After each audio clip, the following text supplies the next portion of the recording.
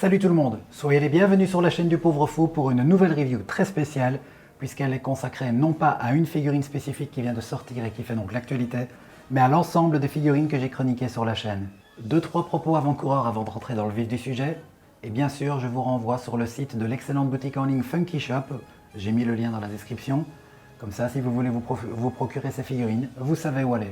Alors ensuite, je précise, c'est un bilan de figurines de film NECA tel que le nom de la vidéo l'indique, mais ce n'est pas exhaustif. Bien sûr, comme toujours, j'ai mes préférences, et pourtant on le sait, NECA est réputé par exemple pour la gamme Predator, une des gammes majeures de la firme, mais je n'ai pas de figurines Predator, donc voilà, vous le voyez, hein, ce qu'il y a devant vous c'est l'essentiel de ma collection.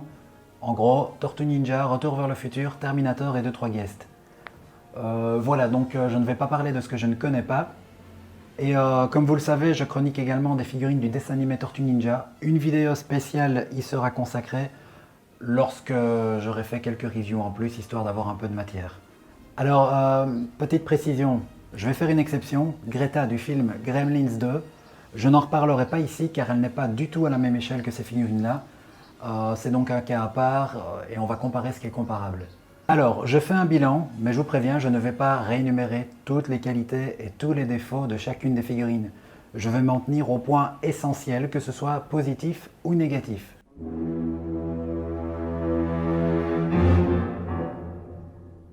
Et comme toujours quand je fais un bilan sur la chaîne, je vais commencer par le négatif pour finir en beauté par le positif. Alors, le point négatif majeur, enfin je précise majeur selon moi, tout ce que je vais dire, de toute façon, n'engage que moi. Et bien sûr, comme je sais que c'est une vidéo qui va diviser, puisqu'il y a autant de mauvais que de bons, j'ai aucun problème avec les dislikes, mais alors je vous invite à me dire pourquoi dans les commentaires, en quoi vous n'êtes pas d'accord avec moi. Les avis contraires, ça nous enrichit, et je ne demande que ça. Je ne demande qu'à pouvoir remettre en perspective les propos que je vais avancer dans cette vidéo. Voilà, donc ça c'est dit. Alors pour moi, le gros point noir des figurines de film NECA, c'est la stabilité. Et à cet égard, je prends déjà à témoin le Marty McFly du deuxième film que vous voyez tout à la gauche de votre image, du fait qu'il est soutenu par un stand. Voilà, le stand, c'est donc le monticule en plastique transparent que vous voyez là. Cette figurine ne tient tout simplement pas sur ses guibolles, ou beaucoup trop difficilement, sans donc ce stand. Alors vous allez me dire, toutes les autres, bah oui, elles tiennent là, mais franchement, c'est pas évident quand vous les changez de posing. Forcément vous allez toucher aux jambes, aux pieds, et vous verrez, vous aurez du mal à les refaire tenir. Voilà, ça c'est pour moi le gros point noir sur la forme. Bon, je ne vais pas donc passer mon temps à vous reprouver tout ce que je raconte, puisque la quasi-totalité des figurines que vous voyez là ont été chroniquées. Bien sûr, je vais mettre une playlist avec l'ensemble des reviews de ma chaîne dans la description de la vidéo. Ici, le but de cette vidéo est donc de recenser l'essentiel des points forts et des points faibles pour que vous puissiez vous faire une idée si vous voulez vous lancer dans la collection des figurines de film NECA. Voilà, je vous donne un aperçu global, parce que si je repasse mon temps à tout détailler, on n'en finit plus, la vidéo dure 3 heures. Alors, le deuxième souci qu'on rencontre assez fréquemment malheureusement avec les figurines de NECA, ce sont les défauts de finition. Alors, je vais par moment quand même extraire une figurine, car il arrive évidemment de découvrir des défauts a posteriori. Lorsqu'on possède une figurine, forcément on la garde sur du long terme, et il y a des choses dont on ne se rend pas compte, qu'on ne réalise pas le jour de l'achat, et en l'occurrence le jour de la review. Voilà, ceci je pense que je ne vous en avais pas parlé, mais vous voyez, il y a une grosse trace ici sur le col, et pourtant, même si ça fait des mois que je l'ai, je suis de bonne foi. Bon, vous me croyez ou pas si vous voulez, ça c'est votre problème, mais je ne l'ai pas fait tomber malgré son instabilité, je ne l'ai pas sali ni rien, et voilà. Je ne sais pas comment c'est arrivé, c'est peut-être simplement en la manipulant un peu, parfois la couleur part, hein, donc c'est vrai que dans ma review d'origine, si vous vous amusez à aller la regarder, peut-être que vous constaterez lorsque je présente la figurine de Doc qu'il n'y avait pas cette tache-là, mais voilà, ça veut dire qu'avec peu de manipulation, une figurine NECA, parfois, ça a tendance à trop vite s'abîmer. Alors également, ça je ne pense pas qu'on le verra, mais là je suis sûr que j'en avais parlé dans ma review. J'ai dû repeindre une partie de ses cheveux ici. Bon, je crois que c'est peine perdue malgré l'éclairage. Mais voilà, bon, vous aurez le lien de toute façon dans la description. Il y a une partie qui n'était pas peinte, c'était de la couleur peau qu'on voyait sur ses cheveux. chose qui n'est évidemment absolument pas normale. Ça prouve que le contrôle qualité chez NECA laisse un peu à désirer.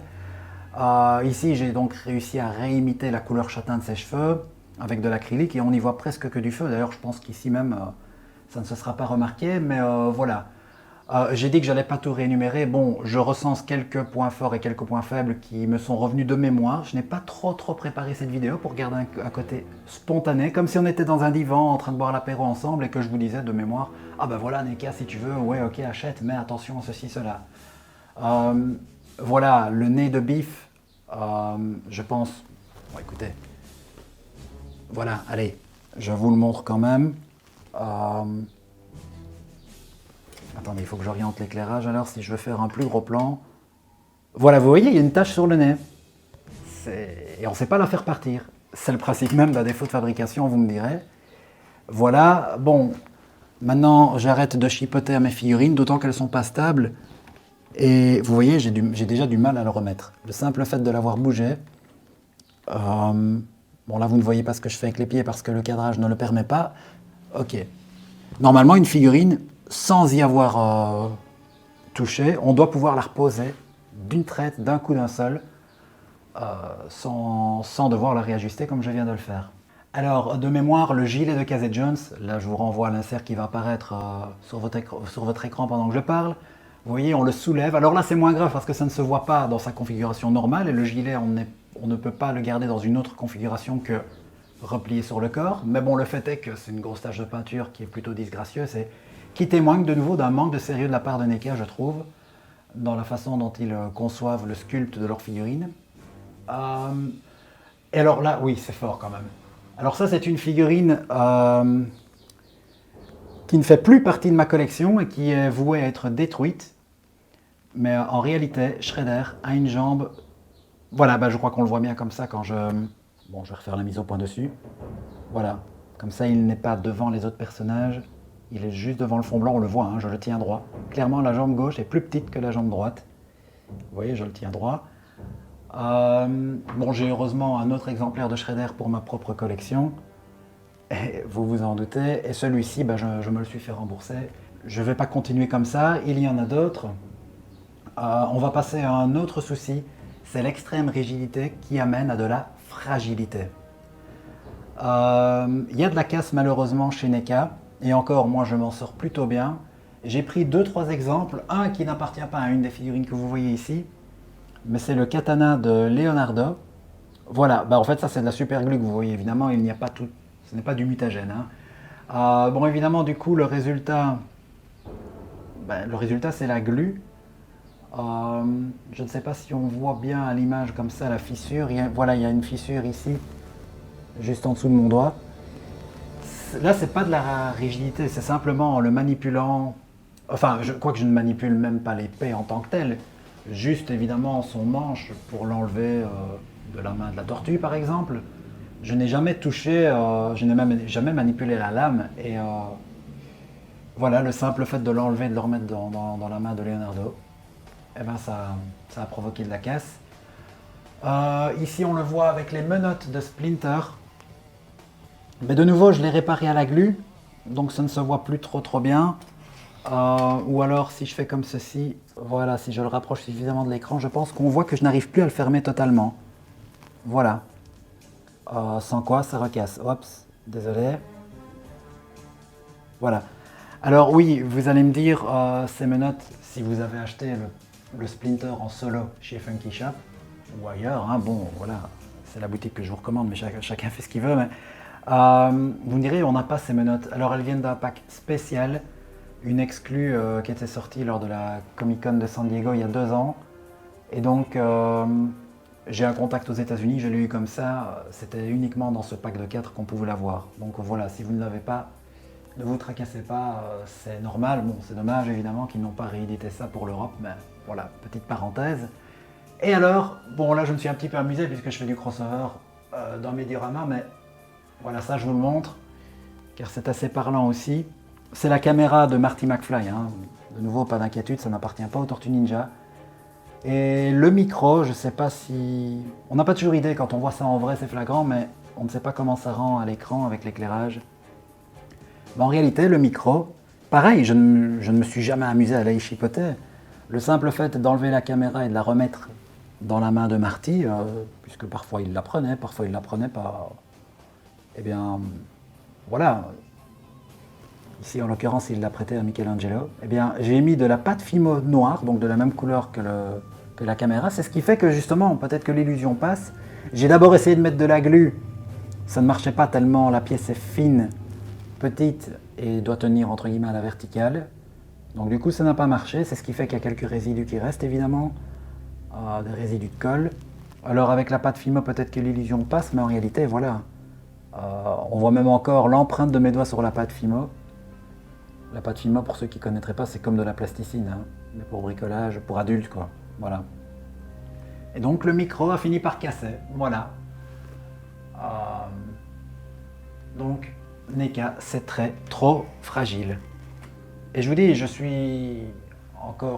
peux encore m'estimer heureux. Il y en a, c'est pire, hein, c'est carrément un bras qui casse et qu'on ne sait vraiment plus recoller. Donc voilà, je pense que ça se doit d'être souligné.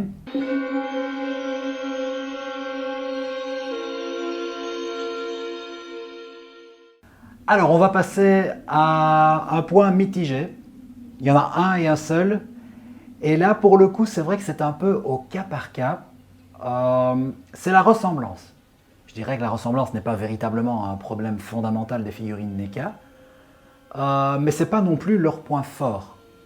Je dirais que certaines sont très ressemblantes au modèle d'origine, donc à l'acteur dans le film, à l'acteur ou à l'animatronique. En l'occurrence, les Tortues Ninja, par exemple. NECA est réputé pour faire des créatures au niveau de finition assez remarquable. Pour les comédiens, c'est un peu plus à géométrie variable. Il y en a, c'est beaucoup moins le cas. Alors, j'ai pris Ellen Ripley. Je ne voulais pas chroniquer car je l'avais acheté à l'époque, alors que je ne faisais pas encore de review sur la chaîne. Mais elle, je trouve que c'est un cas flagrant où la ressemblance n'y est pas du tout. Voilà. Vous avez ici à la gauche de l'image donc la figurine, et à droite je mets un petit visuel. Bon là je le fais un peu comme si c'était une review solo puisque je ne l'ai pas chroniqué comme je viens de vous le dire. Pour moi je ne reconnais pas Sigourney Weaver. Alors oui, globalement, bon bah on connaît le contexte, on voit bien ses vêtements, on sait qui en achète, on sait que c'est elle quoi, mais on me mettrait cette tête là sur un corps tout à fait lambda, ce n'est pas estampillé Alien, je ne la reconnais pas.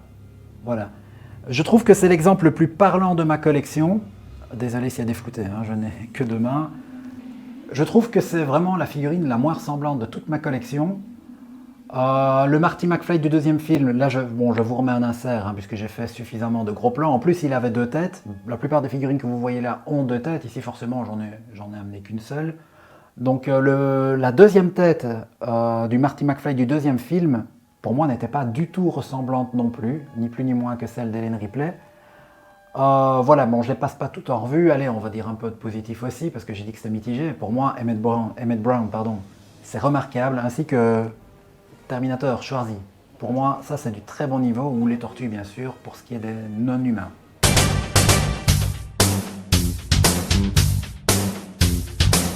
Abordons à présent les points positifs. On garde le meilleur pour la fin, comme vous savez. Avec tout d'abord un très bon, voire excellent rapport qualité-prix. Est-ce que je dirais que dans l'absolu, les figurines de film NECA sont de haute qualité? Dans l'ensemble, certaines quand même oui, malgré le fait que presque chaque figurine a des défauts de fabrication ou des problèmes de stabilité ou donc une extrême rigidité qui rend la manipulation difficile. C'est pour ça par exemple que, voilà, il n'y a pas longtemps sur la chaîne, j'ai publié une vidéo des Tortues Ninja du film, hein, donc qui se bat. J'ai reconstitué la scène du combat final contre Shredder. Pourquoi il n'y a presque pas de stop motion? C'est de ce fait.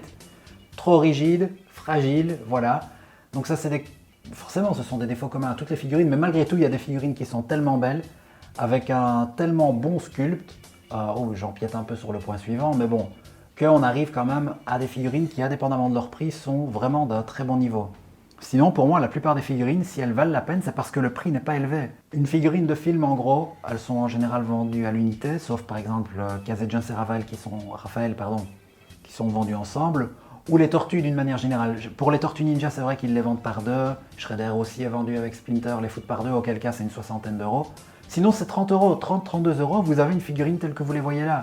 Et j'empiète de nouveau sur un point à venir, avec pas mal d'accessoires pour certaines d'entre elles, ou au minimum toujours quelques-uns. Et en plus, pour la plupart, on a deux têtes. Donc c'est bien fourni, pour vraiment pas cher, et à un niveau qui va de correct, le plus souvent bon, voire dans certains cas très bon. J'entends par là donc le niveau de finition. La ressemblance, bon, c'est encore autre chose, hein. C'est presque plus subjectif si je puis dire. Donc ça pour moi c'est vraiment un bon point chez NECA. Le rapport qualité-prix, surtout quand on compare avec d'autres firmes comme Bandai que je chronique aussi, ou une figurine même d'une échelle plus petite comme les SH Figuarts. Bon, de dessin animé c'est vrai, mais c'est du 50-60 euros.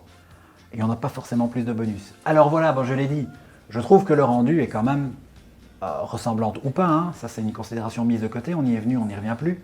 Je trouve que les figurines sont globalement très belles. Même Sigourney Weaver, donc Ellen Ripley du premier film d'Alien, ben, on ne me dit pas que c'est elle, ok, je la reconnais pas, mais j'y vois là un visage féminin plutôt réussi. Bon, je ne la reprends pas, désolé, hein, faites arrière dans la vidéo si vous voulez. Je pense que vous avez suffisamment de mémoire, vous n'avez pas vu, je pense, une laide figurine. De nouveau, Emmett Brown, en plus d'être ressemblant, il est superbe. C'est peut-être la dernière à avoir été produite en date. Je dirais qu'au niveau beauté, et la beauté n'est pas que le visage. Moi, je m'arrête souvent sur les visages, mais il y a le sculpte du corps dans son ensemble qui compte aussi. La texture des vêtements, bien sûr, tout est full plastique, hein. Il y a juste le Raphaël que vous voyez là, où c'est vraiment un manteau, en tissu, je ne sais pas quelle est la matière exacte, et Splinter, oui, son pyjama, kimono plutôt, pardon. Bon, excusez-moi, Scream, oh, il y a 3 exceptions quand même. De temps en temps, voilà, on va dire, NECA fait un effort. Il y a Shredder que je vous ai montré tout à l'heure, où, alors en l'occurrence, je vais l'enlever, mais il a une cape. De temps en temps, il y a des bonus tissus, on va dire. Sinon, c'est du full plastique, mais même quand c'est du full plastique, on a l'illusion d'un jeans, par exemple pour Marty, on a l'illusion d'une veste en cuir pour Schwarzy qui est là au fond, etc., etc. Donc, tout l'un dans l'autre, ce sont vraiment de belles, voire très belles pièces. Et alors, je l'ai dit, troisième point, la générosité des accessoires. Voilà, je trouve que NECA fournit des packs assez intéressants à ce niveau-là, notamment avec le Marty McFly du premier film, où on a sa guitare. Là, forcément, vous ne le voyez pas, mais il a aussi un skateboard, la caméra dont Michelangelo se sert là en ce moment. Il a son sac à dos, il a... oui, enfin c'est déjà pas mal, oui, je pense que c'est tout. Voilà, bon, ça c'est un exemple très bien fourni. Casey Jones, avec ses crosses, ses clubs de golf, ses crosses de cricket, ses battes de baseball, etc., etc. Il est excessivement bien fourni aussi. Voilà, c'est le cas pour la plupart des personnages, à part Doc de mémoire, comme quoi rien n'est jamais parfait, pour moi c'est le plus beau, mais lui c'était un peu limite. Mais voilà, globalement pour moi, la multitude d'accessoires, c'est franchement un truc très cool. NECA n'est pas du tout radin à ce niveau-là.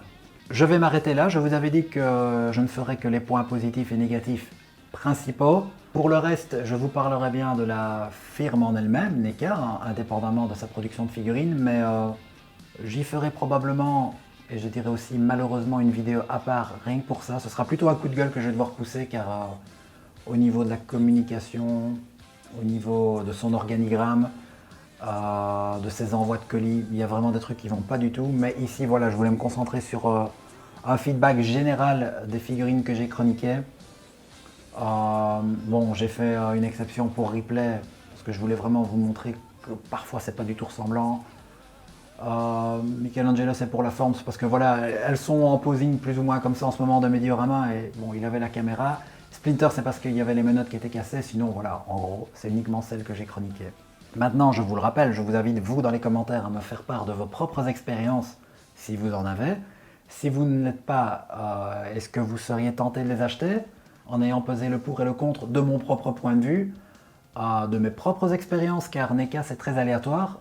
Je veux dire, je connais des gens qui ont acheté, enfin des copains, hein, qui ont acheté les mêmes figurines que moi, qui n'ont pas les mêmes problèmes, mais qui en ont parfois d'autres, voilà, je ne vous le cache pas. C'est un peu une loterie, parfois on a de la chance, parfois on n'en a pas. J'ai aussi recensé les points que j'estimais être essentiels. J'ai dit des trucs dans les reviews que je ne répète pas ici. Mais est-ce que vous estimez que vous, il y a d'autres points plus probants qui auraient dû être soulevés? Voilà, donc la parole est à vous dans les commentaires. Je vous remercie donc d'avoir regardé cette vidéo.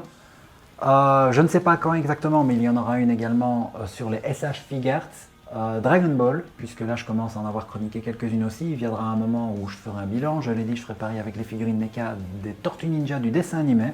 Et bien sûr, d'autres reviews vont suivre normalement. En tout cas, des figures, s'il y en aura toujours de temps en temps. Pour les NECA, des figurines du dessin animé sont en prévision prochainement, en chronique donc. Alors, je dis normalement parce que voilà, je pense que vous l'aurez compris, puisqu'il y a quelques minutes, je vous ai dit que je vais peut-être faire une vidéo spéciale, un peu coup de gueule sur NECA. Ben voilà, je suis un petit peu fâché là avec la firme en ce moment. Je vous donnerai très probablement les détails bientôt, au minimum dans un post de la communauté YouTube, voire même sur une vidéo tout court. Donc je ne vais pas trop en dire maintenant, la vidéo est déjà longue. Mais voilà, je commence à avoir la dent dure contre eux à tel point que je ne sais pas si je vais continuer à l'avenir de chroniquer les figurines de cette firme sur la chaîne. Voilà, je parle peut-être un peu à chaud, quoique c'est déjà une réflexion que j'ai mûrie depuis un petit moment. Je ne sais pas, on va voir. En plus, c'est les grandes vacances qui arrivent, donc forcément, le rythme de publication tout court va diminuer sur la chaîne. Il y aura néanmoins un documentaire sur le film des Tortues Ninja de 1990 qui va sortir. J'en parle puisque... ou d'ailleurs, oui, je dis ça, ou il est peut-être même déjà sorti, car je ne sais pas exactement quand je vais publier cette vidéo-ci, au moment où je la tourne. Pour tout vous dire, nous sommes le 24 juin, mais elle va être... J'avoue, je ne sais pas trop quand est-ce que je vais la mettre au mois de juillet. Voilà, j'improvise un petit peu à ce niveau-là, c'est les vacances. J'essaye d'amener quand même du contenu, mais voilà, il n'y en aura pas autant que d'habitude, car on peut repartir en vacances, et puis c'est de toute façon une période un peu morte sur YouTube. Voilà. Forcément, je ne suis pas maso, je ne vais pas faire des vidéos pour qu'il n'y ait que 12 vues non plus, et je ne voudrais pas que certains d'entre vous les ratiez, parce que je ne les ai pas publiés au bon moment pour vous non plus. Voilà. Bref, c'était le pauvre fou, je vous remercie de m'avoir écouté, et quoi qu'il arrive, je vous dis à bientôt. Portez-vous bien et profitez bien si vous avez des vacances, en espérant que le soleil reviendra. Allez, ciao les amis, à bientôt.